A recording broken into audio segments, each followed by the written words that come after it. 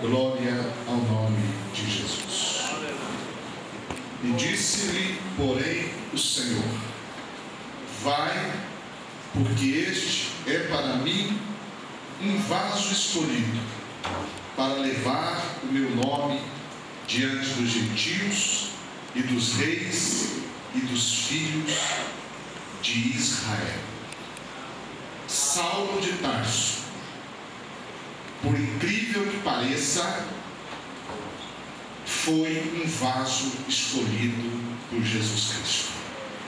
Ananias só acreditou porque o Senhor falou com ele, dizendo que Saulo era um vaso escolhido. O tema do trabalho dos irmãos está baseado justamente neste diálogo travado entre Jesus e Ananias na cidade de Damasco, e o assunto daquele diálogo era Saulo de Tarso. Vamos deixar o próprio Saulo falar um pouco sobre ele. Atos capítulo 22, no versículo 3, ele diz: quanto a mim, sou varão judeu, nascido em Tarso da Cilícia, mas criado nesta cidade aos pés de Gamaliel, instruído conforme a verdade da lei de nossos pais, zeloso para com Deus, como todos vós hoje sois. Saulo nasceu no ano 5 depois de Cristo. Portanto, quando ele nasceu, Jesus tinha aproximadamente 9 anos de idade.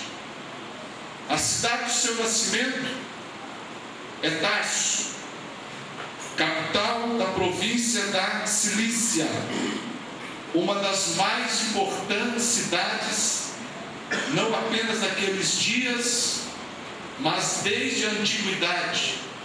Tarso era famosa, principalmente para aqueles que estudam história, porque foi nessa cidade onde um dos mais famosos casais da história antiga se encontraram, Marco Antônio e Cleópatra. Cidade extremamente grande, que até hoje existe na Turquia. A antiga província da Cilícia hoje está localizada na Turquia, onde a cidade de Tarso ainda está localizada, chamada Tarsis, onde existem mais de 200.000 habitantes. Outra informação que o próprio Saulo nos dá é que ele nasceu em Tarso, mas foi criado em Jerusalém, capital do judaísmo. Segundo as suas próprias informações, ele foi instruído na religião judaica, porque judeu que era da tribo de Benjamim, ele também nos informa isso. Ele foi circuncidado ao 8º dia. Ele passou por todos os processos da religião judaica. E ali, em Jerusalém, nós não temos a idade exata que ele chegou em Jerusalém. Temos apenas a informação que ele foi criado ali, desde a sua mocidade, e formado no judaísmo, aos pés de Gamaliel. Gamaliel era um importante membro do Sinédrio. No Talmud, Gamaliel é citado como o rabino superior, ou seja, o presidente do Sinédrio. Também em Atos capítulo 26, versículo 5, o apóstolo Paulo nos dá mais uma informação acerca dele mesmo, quando ele diz que ele foi criado na seita mais rígida do judaísmo. Ele foi criado fariseu. Ele tinha 24 anos de idade aproximadamente, quando Jesus foi crucificado fora dos muros da cidade de Jerusalém. E tinha 30 anos de idade quando testemunhou a morte de Estevão. Capítulo 7, versículo 58 do livro de Atos, diz o próprio texto sagrado: e quando as pessoas expulsaram Estevão da cidade e o apedrejavam, naquele momento as testemunhas depuseram as suas vestes aos pés de um jovem chamado Saulo, jovem de 30 anos de idade. Atos 8:1 diz que Saulo consentiu na morte de Estevão. Atos 22:20, o próprio Saulo diz para Jesus: quando o sangue de Estevão, tua testemunha, se derramava, também eu estava presente e consentia na sua morte e guardava as vestes dos que o apedrejavam. Era extremamente religioso, zeloso das tradições do judaísmo, fariseu de fariseus, como ele mesmo disse, pertencente, portanto, à mais rígida seita da religião judaica. Mas com toda a sua religiosidade, com todo o seu zelo sem entendimento por Deus, ele se tornou o maior perseguidor da igreja de Jesus Cristo, que estava nascendo e havia poucos anos que estava em ação. A Bíblia nos narra no livro de Atos dos Apóstolos como era a perseguição empreendida por Saulo durante aqueles dias. A Bíblia diz que ele assolava a igreja. Atos capítulo 8, versículo 3. Assolava a igreja. De que forma? Entrando pelas casas, arrastando homens e mulheres, e os encerrava na prisão. Ele entrava na casa dos discípulos de Jesus sem pedir licença, invadia as casas, arrastava as pessoas sem respeitar se era homem ou se era mulher, e os encerrava na prisão. Assolava a igreja. Muitos membros da igreja não podiam mais ir ao alpendre de Salomão, já não podiam mais ir ao culto nas casas, porque Saulo os perseguia. Os cultos já não eram frequentados por muitos irmãos, porque estavam presos, porque Saulo os aprisionava. Atos capítulo 9, versículos 1 e 2, diz que Saulo, respirando ainda ameaças e mortes contra os discípulos do Senhor. Existe um pastor Hernandes Dias Lopes, ele diz que Saulo era como uma besta fera, talvez baseado nesse versículo que diz que respirando ameaças e mortes, dá a ideia de um cavalo furioso, com suas narinas soltando aqueles ofegantes ventos das suas narinas, como um animal raivoso, furioso. Saulo respirava ameaças e mortes contra os discípulos do Senhor. E ele, no capítulo 9 do livro de Atos, recebeu cartas dos principais sacerdotes para que fosse a Damasco. Ele queria levar a perseguição aos discípulos de Jesus fora dos territórios de Israel, fora da cidade central que era Jerusalém. Ele queria ir à Síria, a Damasco, para ali também perseguir os cristãos, porque havia uma grande comunidade de cristãos, seguidores de Jesus, também na cidade de Damasco. E ele, não contente em apenas perseguir os crentes de Jerusalém e arredores, ele também quis perseguir os crentes fora dos territórios de Israel, quis perseguir os crentes na cidade de Damasco. Queria fazer uma missão, uma obra missionária de perseguição dos crentes até em regiões exteriores, para que ali ele pudesse prender e levar presos a Jerusalém. Nas próprias palavras do apóstolo Paulo, no capítulo 22, versículos 4 e 5 do livro de Atos dos Apóstolos, ele mesmo diz: persegui este caminho até a morte, prendendo e metendo em prisões tanto homens como mulheres. E quando recebi cartas objetivo era trazer presos para Jerusalém, aqueles que ali estivessem, a fim de que fossem castigados. Atos 22, 19, ele disse assim: Senhor, eles sabem que eu lançava na prisão e açoitava na sinagoga os que criam em ti. Não existe nenhum texto no Novo Testamento que afirma que o próprio apóstolo Paulo matou algum discípulo de Jesus. Diz que ele respirava ameaças e mortes, diz que ele consentia quando matava os cristãos, mas não há nenhum texto no livro de Atos, no Novo Testamento, que afirme que ele próprio matou. Evidentemente, ele era cúmplice, porque ele consentia, não apenas na morte de Estevão, mas na morte de tantos outros cristãos. Mas ele lançava na prisão e ele mesmo açoitava nas sinagogas os que criam em ti. Imagine, meus irmãos, sinagoga, lugar de se aprender a lei, onde aos sábados os judeus se reuniam para aprender a lei de Moisés, onde os fariseus se reuniam também, os saduceus, ali para o seu culto, mas no mesmo lugar de culto era o lugar onde os cristãos eram espancados por causa de sua fé na pessoa de Jesus. E o próprio Saulo açoitou muitos desses irmãos. Atos 26, 9 a 11, ele diz também: eu tinha imaginado, olha o pensamento de Saulo, eu tinha imaginado que contra o nome de Jesus Nazareno devia praticar muitos atos. E também fiz em Jerusalém. E havendo recebido o poder dos principais dos sacerdotes, encerrei muitos santos nas prisões. Muitos santos nas prisões. E quando os matavam, eu dava o meu voto contra eles. Por causa dessa expressão que ele cita no capítulo 26 do livro de Atos dos Apóstolos, eu dava o meu voto contra eles.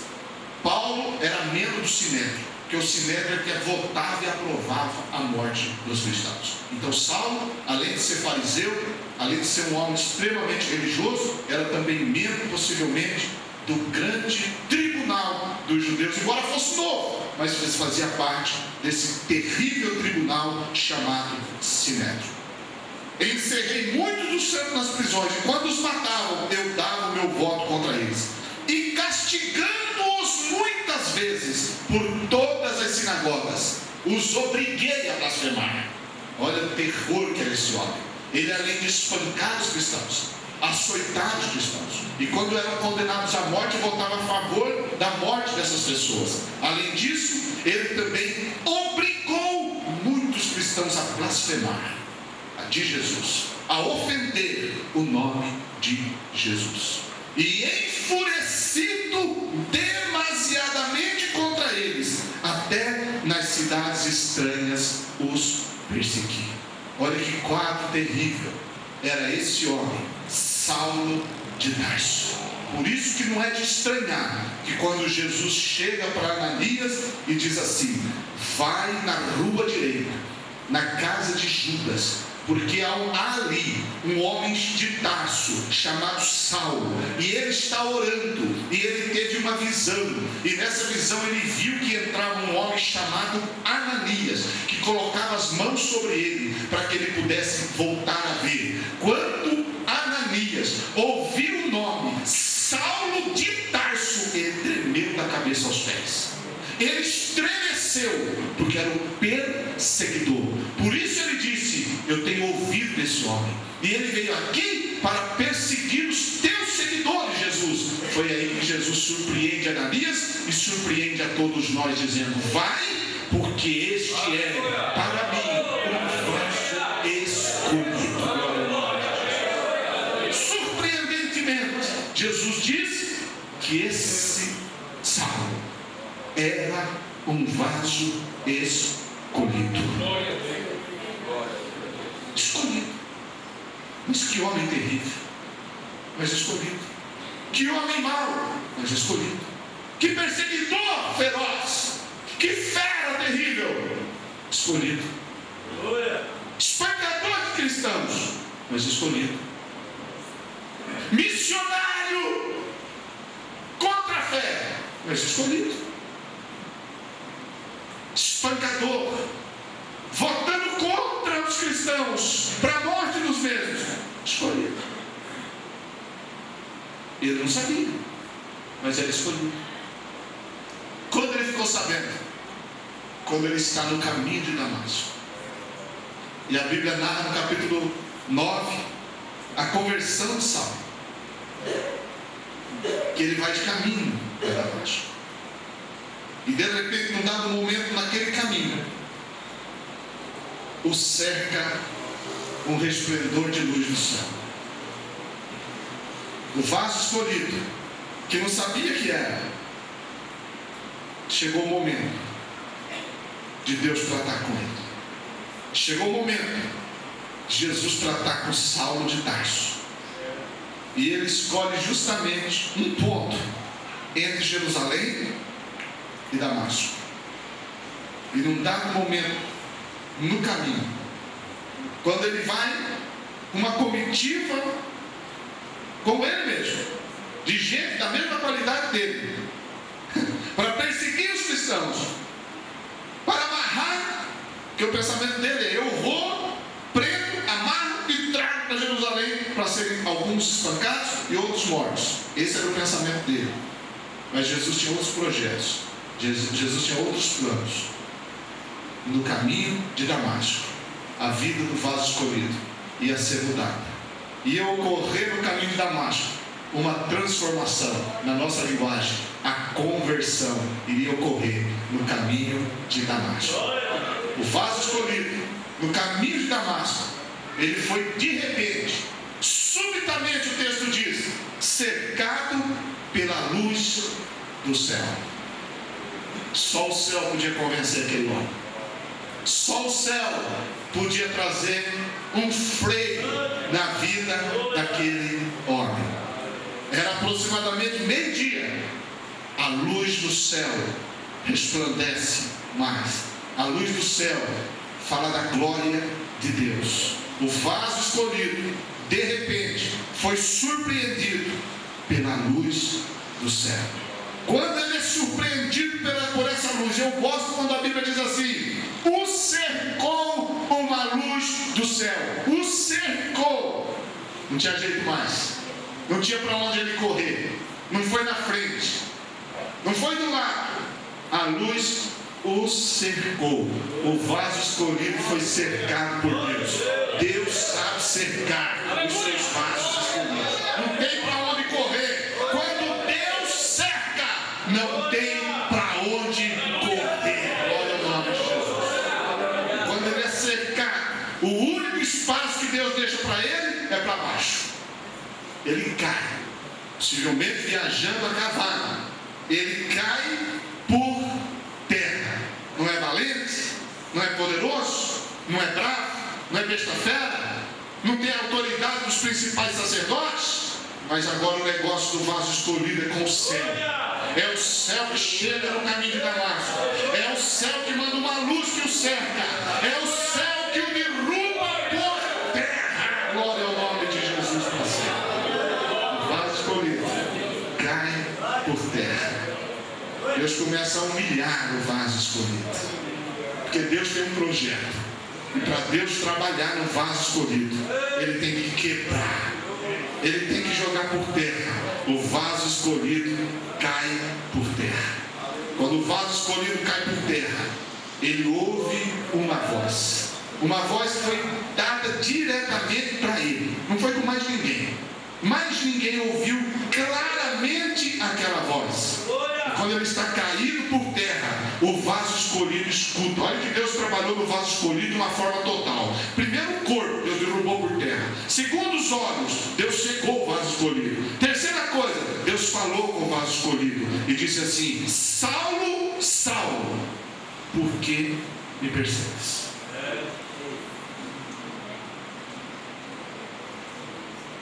Ele não vê ninguém, mas ele escuta a voz.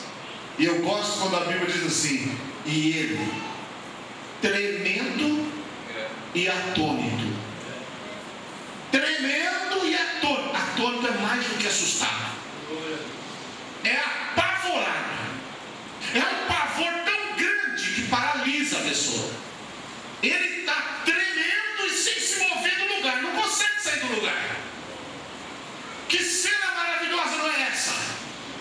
o valente, o poderoso, o grande perseguidor, caído no chão, pisado do caminho de Damasco, tremendo. Se tivesse força corria, mas não conseguia correr, porque está atônito, paralisado. E ele todo trêmulo. Cadê a valentia? Eu gosto quando o Lucas escreve assim, tremendo e atônito. Ele diz: quem és, Senhor? Quem és? Senhor. Eu gosto disso. Quem és? Senhor. Ele não disse quem és, parou por aí. Ele disse quem és? Senhor. Já começou a reconhecer que estava na presença de alguém que era muito maior do que ele, de alguém que era muito superior a ele. E aí ele ouve: eu sou Jesus, a quem tu persegues. O vaso escolhido ouviu a voz. O vaso escolhido recebeu a revelação. Quem és? Eu sou Jesus. O vaso escolhido recebeu a revelação de Jesus Cristo. Deus se revelou para o vaso escolhido. Travou ele ali, subjugou ele ali. Ninguém ousava chegar perto, ninguém fazia nada. Ele estava tremendo, num estado de choque, paralisado, atônito. As pessoas não sabiam, mas Jesus estava se revelando para ele. Aquela revelação não foi bonita, como a de João, que foi elevado no céu, e lá do céu ele viu coisas lindas e maravilhosas. Aquela visão foi uma visão que subjugou. A visão de Saulo foi uma visão que quebrou. Jesus veio para Saulo e não veio passando a mão na cabeça dele, não. Era vaso escolhido, mas precisava ser quebrado, precisava ser subjugado. Ah, meu irmão, vaso escolhido, se quiser continuar no caminho da rebeldia, vai se ver com Deus, vai ter que se tratar com Deus, vai ter que se ajustar com Deus. Deus vai cercar, Deus vai derrubar por terra, vai ouvir a voz de Deus, não vai ter para onde correr, mas vai ter a revelação da própria pessoa de Deus para ele, como Saulo teve. Ele aprendeu. O vaso escolhido, naquele momento no caminho de Damasco, ele aprendeu a realidade sobre Jesus. Só que ele tinha que aprender mais uma coisa também. Ele tinha que aprender a realidade sobre o povo de Jesus, porque ele perseguia os discípulos de Jesus. No caminho de Damasco, ele conhece o mestre. Jesus disse: eu sou Jesus a quem tu persegues. Mas ele não perseguia os crentes? Sim, mas perseguia os crentes, perseguia Jesus. Por isso que Jesus disse: eu sou Jesus a quem tu persegues. Pronto, recebeu a revelação de Jesus, conheceu a realidade acerca de Jesus. Agora faltava conhecer a realidade sobre o povo de Jesus. Ele tinha que saber que os discípulos de Jesus eram um povo diferente. Por isso que Jesus começou a obra no caminho de Damasco. Quem terminou a obra no caminho depois foi Ananias. Jesus através de Ananias. Jesus começou a obra pessoalmente. Ananias foi usado para completar a obra lá na cidade de Damasco. Quando Saulo disse: o que eu tenho que fazer? Olha como a vontade foi vencida. Olha como a vontade foi subjugada. Quando ele disse assim: Senhor, o que eu tenho que fazer? O que o Senhor quer que eu faça? Normalmente nós dizemos assim: Senhor, o que o Senhor vai fazer por mim? Deus, o que o Senhor tem proposto para mim? Mas o vaso escolhido, quando tem um encontro de quebrar, ele não diz: Senhor, o que o Senhor vai fazer por mim? Ele diz: Senhor, o que eu tenho que fazer agora? Glória a Deus. E o Senhor disse: vai e entra na cidade, e lá te será dito o que te convém fazer. Jesus começou a obra, mas quem ia terminar era Ananias. Jesus através de Ananias. Eu vou abrir um parênteses aqui para dizer algo aos irmãos que é muito importante hoje em dia. Deus trabalha na nossa vida algumas vezes de forma pessoal, de forma particular. É Ele e você. Mas existem outros momentos que Deus usa um crente para trabalhar na tua vida. E não adianta espernear. Se Deus está usando alguém para trabalhar na tua vida, creia e acredite que você é um vaso escolhido que Deus está preparando. Ele entra em Damasco, ele vai na casa de Judas, ele entra naquela casa. Ananias chega e Ananias impõe as mãos sobre ele. Ananias ora por ele, caem as escamas dos seus olhos, ele volta a enxergar. Diz a Bíblia que ele é cheio do Espírito Santo e ali ele é batizado. Ô irmão, foi para perseguir os crentes, virou um crente. Oh, aleluia! Que coisa maravilhosa! Quantas vezes a gente ouve dizendo assim, dizer: eu nunca pensei em ser crente, eu não gostava de crente, eu zombava de crente, eu persegui os crentes, eu nunca quis saber de crente, mas hoje é crente, batizado com o Espírito Santo, batizado em águas, louvando a Deus no conjunto de homens da Assembleia de Deus no Ministério do Belém, dizendo: eu adorarei, porque o véu do templo foi rasgado, eu vou adorar.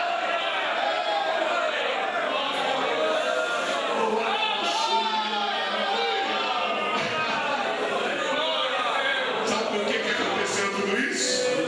Tu eras um vaso escolhido. Eras um vaso escolhido e não sabia. Mas teve um momento também, teve um caminho de Damasco na tua vida. Deus te derrubou, Deus te cercou, Deus te quebrou. Você viu quem era Jesus, você viu quem era o povo de Deus. Aleluia! Aleluia! A vida foi transformada. A vida dele foi transformada naquele momento. Daqui para frente a vida de Paulo é outra.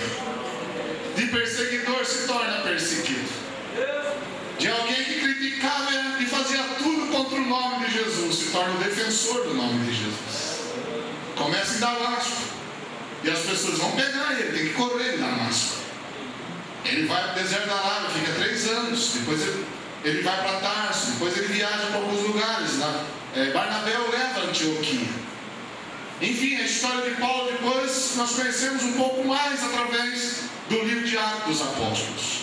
Saulo se converteu quando ele tinha aproximadamente 32 anos de idade. 32 anos de idade. Contando-se que 4 anos ele ficou numa espécie de preparação. Ele começou seu ministério efetivo.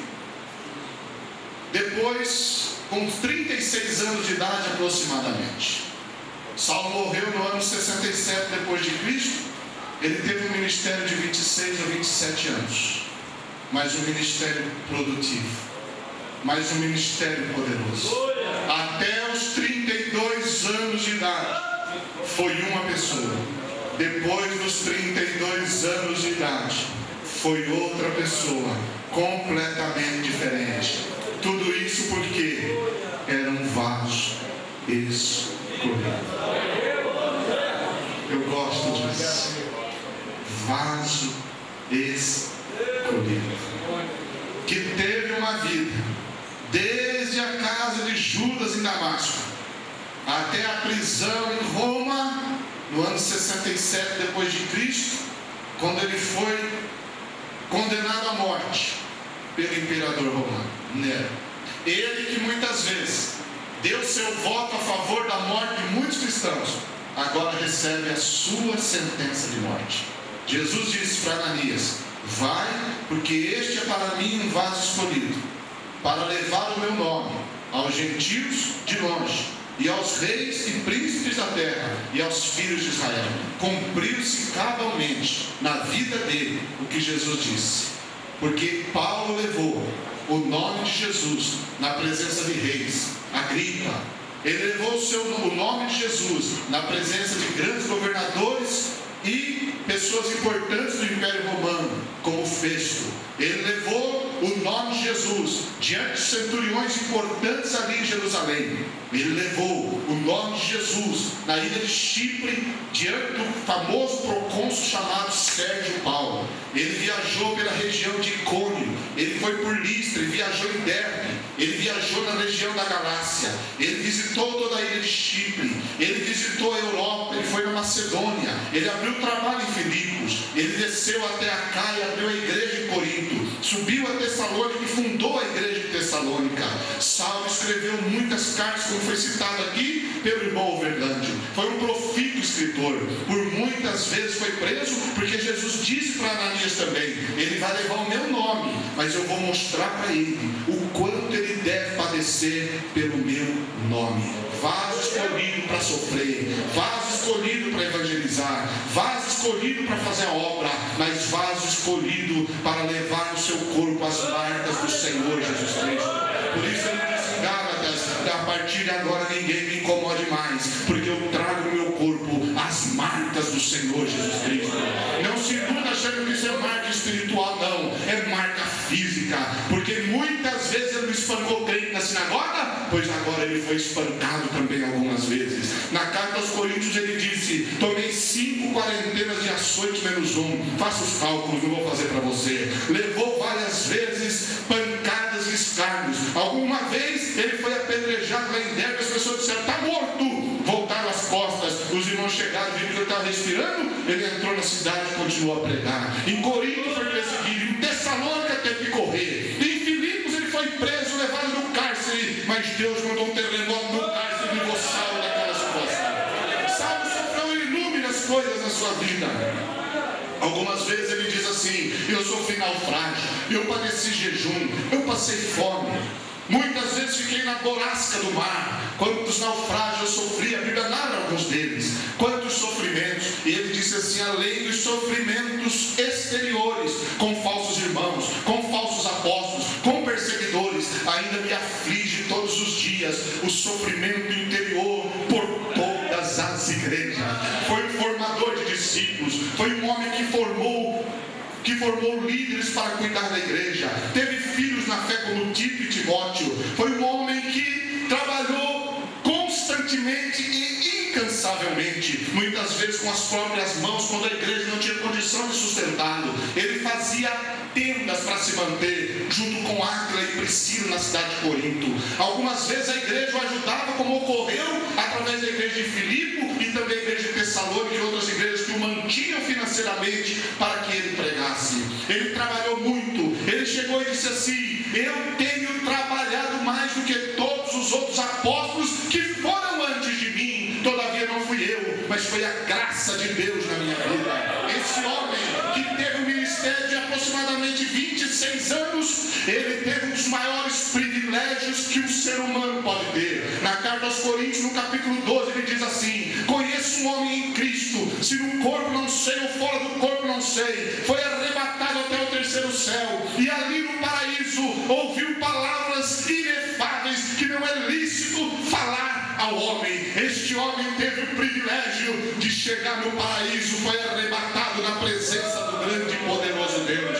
Este homem foi o homem que recebeu as grandes revelações das suas cartas. Como é que ele sabia que um dia será dada a voz do arcanjo, a trombeta de Deus vai soar, os céus vão se abrir e o mesmo Senhor descerá do céu com alarido, voz de arcanjo e trombeta de Deus, e os que morreram em Cristo ressuscitarão primeiro, depois nós que ficarmos vivos seremos transformados e seremos arrebatados para encontrar com o Senhor nos ares. Como foi que ele soube disso?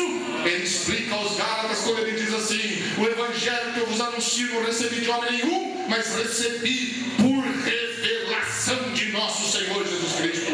Como é que esse homem sabe que esse corpo mortal vai ser transformado, esse corpo corruptível vai ser revestido de incorruptibilidade? Como é que esse homem sabe que um dia a morte e o inferno serão tragados pela vitória do Cordeiro de Deus? Como é que esse homem sabe? Ele desvendou os mistérios da glória de Deus, ele desvendou o mistério da igreja, ele desvendou o mistério do Cristo encarnado, recebeu revelações, foi cheio do Espírito Santo. Até hoje o nome deste homem é pregado e o segundo maior missionário da face da terra, só depois de Jesus Cristo.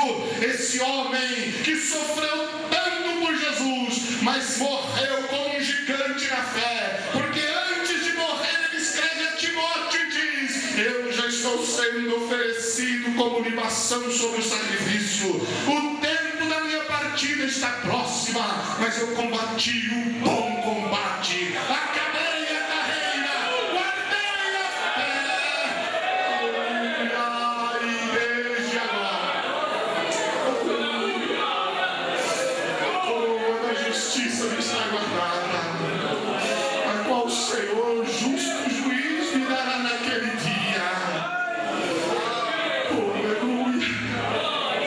O vaso escolhido glorificou a Deus. O vaso escolhido foi fiel até o fim da sua jornada. Aleluia! Eu quero terminar essa pregação dizendo para você que o vaso escolhido não desiste nunca. O vaso escolhido não volta atrás nunca. O vaso escolhido enfrenta sofrimentos e perseguições, mas não desiste nunca. O vaso escolhido tem sempre esperança, porque eu sei que a minha cidade está no céu, diz o vaso escolhido. Eu sei que o justo juiz me dará a coroa da justiça naquele dia. O vaso escolhido não desiste nunca. Vamos ficar em pé e vamos orar nesse momento. Oh, aleluia! Aleluia! Você só está aqui nessa noite, querido irmão, porque também você é o vaso escolhido. Aleluia! Nem todos somos escolhidos para a mesma obra, mas todos somos escolhidos por Deus. Não desista jamais, porque vaso escolhido não desanima. Vaso escolhido não olha para trás querendo voltar. Nunca desista. Nunca desista. Nunca desista. Deus nunca deixou salvo. Ele disse assim: na minha última defesa, ninguém me assistiu. Deus me desamparou a mão do presente século. Lucas ainda estava por perto, mas na assistência final não esteve. Todos me abandonaram, mas o Senhor esteve comigo. Deus nunca mandou no vaso escolhido. Na cidade de Corinto, quando ele estava sofrendo uma das piores perseguições do seu ministério, o Senhor disse: Paulo, fala e não te cales, porque eu ainda tenho muito povo nessa cidade. Lá no naufrágio no mar Adriático, quando ele estava sendo transportado para Roma junto com outros presos, e um grande temporal atingiu o mar, e o navio estava indo a pique.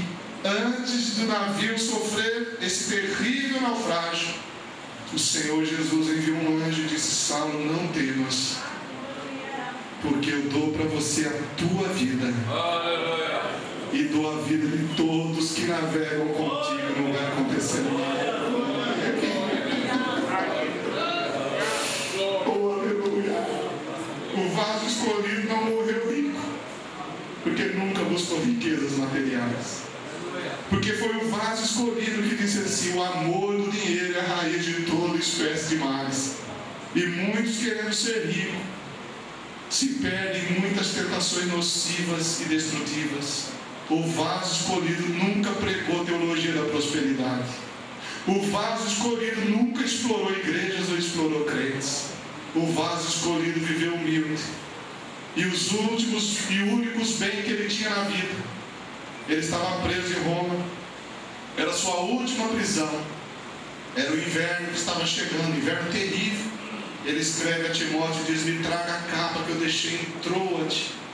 Me traga a capa que eu deixei em Troade. E aproveite e traga também para mim os meus livros e os pergaminhos. O vaso escolhido não tinha uma casa própria. O vaso escolhido não tinha riqueza. O vaso escolhido termina os seus dias com uma capa que precisava dela para te cobrir e se proteger do frio do bom. O vaso escolhido termina os seus dias com alguns exemplares de livros e com os pergaminhos, as escrituras sagradas. Ele sabia tanto de Bíblia, ele conhecia tanta coisa, mas ele queria ter perto dele a palavra de Deus nos seus últimos dias. O vaso escolhido nos ensina a nos desapegarmos das coisas materiais. O vaso escolhido nos ensina a abraçar as coisas espirituais. O vaso escolhido nos ensina a nos apegar com aquilo que verdadeiramente tem valor. O vaso escolhido nos ensina que a coisa mais importante para ele deve ser a coisa mais importante para nós. Ele amava a igreja, mas a igreja não era a coisa mais importante para ele. Ele amava a obra missionária, mas a obra missionária não era a coisa mais importante para ele. Ele amava os seus amigos de ministério, mas os seus amigos de ministério não eram as coisas mais importantes para ele. O vaso escolhido tinha como a coisa mais importante o Senhor Jesus Cristo. Porque o vaso escolhido disse aos filipenses, quando ele fala de Jesus, eu quero conhecê-lo. Eu quero conhecê-lo. Mas você já não conhece? Eu conheço um pouco. Eu quero conhecer mais. Ele diz, eu quero conhecê-lo. Eu quero conhecer a virtude da sua ressurreição. Porque eu quero ser semelhante a ele na sua morte.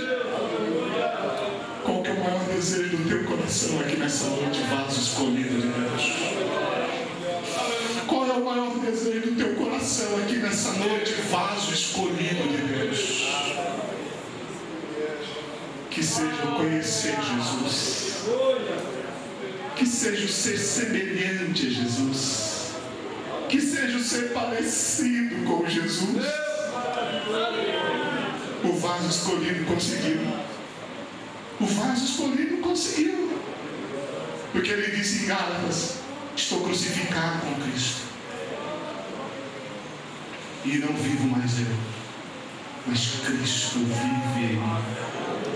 A vida que agora vivo na carne, vivo na fé no Filho de Deus, que me amou e se entregou por mim. Eu não vivo mais, Cristo vive em mim. Se todos aqui formos sinceros nessa noite, teremos que chegar à conclusão que não atingimos isso ainda. Não adianta bater no peito e dizer que atingiu. Muita gente vai dizer que não. E o teu coração também vai dizer que ainda não atingiu. Você tem Jesus. Você conhece Jesus. Mas você ainda não atingiu o nível que o vaso escolhido atingiu. Vivo não mais eu, mas Cristo vive em mim. Quantos querem atingir esse grau de fé? Aleluia.